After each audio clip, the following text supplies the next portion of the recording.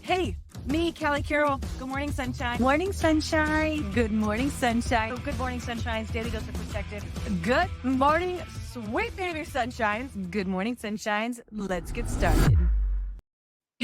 Good morning, sunshines. So I've been getting this question lately. Okay, for the last year since I've been out of it. Are you still a fit coach? Are you still doing like nutrition coaching and body coaching, all those different things? So I just thought I'd address that and talk about chapters for a second here. But before we get started, just say good morning, sunshine in the comments, and also share something that you're grateful for today so that you can just bring a little bit more light, love, happiness, and joy to your heart as you're sitting right here, right now. If you just got to that part of the video, awesome. High five. Bye if you want to leave. But let's talk about this. So it's pretty cool when you look back at your life and you look at all the different chapters that you've gone through. I don't know about you guys, but I have had a multitude of chapters of what I thought I was meant to be or do as I was becoming who I am. And I know that there's going to be different chapters in the future. And it's so intriguing to me to look at people maybe from like 50 years ago, where the assumption was that you like go into one career and that's you and you're forever you, and that you're stuck in it because you've already invested so much time into it. So like you should just stay there, right? Have any of you guys like been there, been stuck, thought about that, felt stuck, seen other people that feel stuck? Where, and I get the truth behind that. Absolutely. But I've been teaching for 20 years. And if I just do X, Y, or Z more, then I get X, Y, or Z, which is totally cool, right? You can choose to continue in a chapter depending on the rewards and the balance that you have, and depending on your happiness that you're really in that space. And I think for me, I've just really been open to allowing myself flow from chapter to chapter, depending on what I have going on in my world, and really gravitating towards ultimate happiness. So, like, I came out of college and I had the corporate job, a sales job. It was awesome. It was great. I worked right downtown on Larimer Square, and I was 23. So it was like, it was fun. And we went for martinis after work and blah, blah, blue, blue, blue. And then I got pregnant and had my baby girl. And I was like, you know what?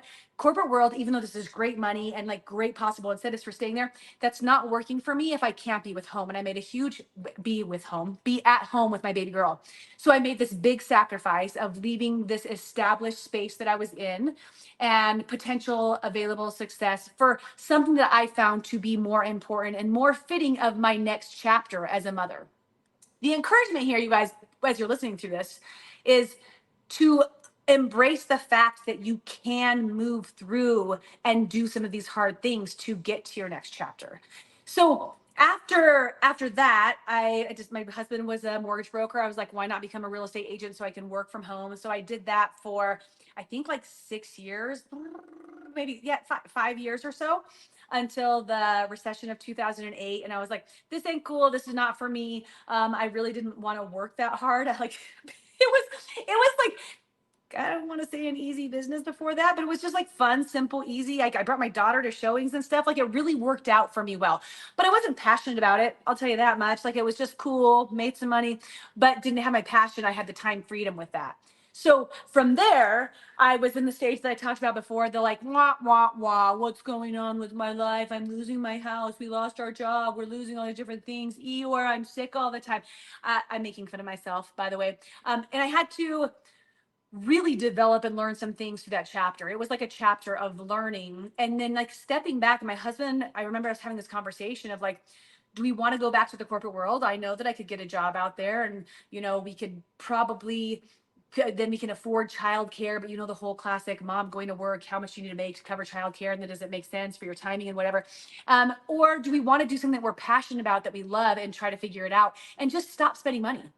Just downsize, like downsize everything, all spending, your home, because you're gonna lose it anyways, all the different things. And I was like, you know what? I'm gonna cost benefit analysis. We're gonna do things that we love. So we both dove into what we love, which for me, I've been teaching fitness classes, and I'm like, this is cool. It's fun. It keeps me in shape. I love being in front of people. I love talking. I love sharing positive energy. And I'm just gonna dive into building my own fitness company called Right Fit, and really work on supporting people in these different classes. And then from there, I was like, okay, that's not going to support the family at all. Like working, just a little timer to get my child. He's already taken care of. To really like support the family. So I was like, you need to start your own business, entrepreneur mindset. We'd already started multiple businesses. So I'm like, okay, so I'm going to start this business called Right Fit, and I'm going to start doing workouts at the parks and all different places. And then I was introduced to a nutrition company, Herbalife, where I combine nutrition and fitness, and everything just started to flow. And I discovered this new chapter called Fit Coach, which a lot of you, that's what you know me as from the last 10 years, where I started to really work on supporting people to have transformations like this, right? Where they would come in and they would ask about having nutritional support, some exercise support. And I was like a go-to at that time. Whoa, there I am. And if you guys are on the podcast, that's cool. That's, you don't need to see the images, but like, there was just like a very heavy interest in physique.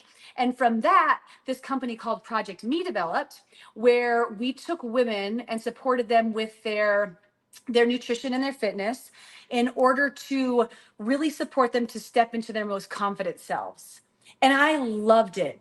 Like I loved it. Like I love being able to like have people show up. Like, you know, these women are down over 310 pounds. You know, one's lost 100, one's lost 105, one's lost 20, whatever. All of their different transformation stories was so much fun.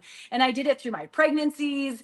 We did these photo shoots all the time. I did it post pregnancy with my babies, having different things. And it was a really neat chapter of my life. And from there, it kind of started to transform into this. Like, I realized how important our mindset, I really had started training my mind throughout the building of these businesses, how important our mindset is in showing up as confident, strong women, specifically, is who I was talking to, just because it had been like my market naturally. And I ended up getting together with one of my neighbors. We created this program called I Am Journey, thus enter a new chapter, right? Didn't let go of the old chapter, still totally a fit coach, but now also have this other chapter where I'm working with women on their becoming, on understanding the power of gratitude and focus, and how to use their word, and how to let go of judgment, and how to forgive, and how to find their true passion, and how to become what they want to become, and how to really do life a different way. I Am Journey chapter, so much fun. COVID enters right during the beginning of it. It shifted our whole business and our whole business model, and that was really cool to watch. And like, to just look at this, you guys, gone from sales of insurance leads, working downtown having martinis after work, to a stay-at-home mom who's doing real estate, to somebody who's working people out at rec centers and doing like boot camps, to creating like a nutritional business and hub, to then coaching people on body transformations, to confident transformations. Like, so I'm insurance lead sales, or am I a life coach? Which one? Can you have multiple chapters like that? Absolutely. So this is what we stepped into. Is, I don't know if I can pause this. I can. Okay, I've never paused a recording before, but there we go. You guys are like, you're live, Cal. I know, I have to do this when my family's not around and then go live so you guys can all watch it, because it's the best way to work. Anyways, so watching this dramatic like transfer of being one thing to the next, in that, what I hope to do is encourage you guys to listen to your current self, your current chapter. You are not who you are today, is not who you were 5 years ago, or before that experience, or 20 years ago, or before that education, whatever it is. As you continue to develop and mold, you're not stuck where you're at. You can continue to seek out new opportunities and new forms of like feeding and glowing up your happiness. And I think this might be where a lot of people get stuck in their not mediocrity, but their ho hum of life. Like, it's just okay. And not even like a pleasant presence, like a calm. I love that now. I love that. I'll talk about that later. But like, not even just like that, but just like, man, it is what it is. This is what I do. I'm going to finish it out. This is what I've always done. Like, you get this one life, you get this one shot. And in this one life, in this one shot, there are so many opportunities and experiences for you to have that you might just be putting on the back burner, or maybe completely disregarding or shoving into your subconscious, because you don't want to remember that they're there, because you're too scared to make a change, to make a move, to go a different direction. And I'm hoping to encourage you guys to just like reflect upon that.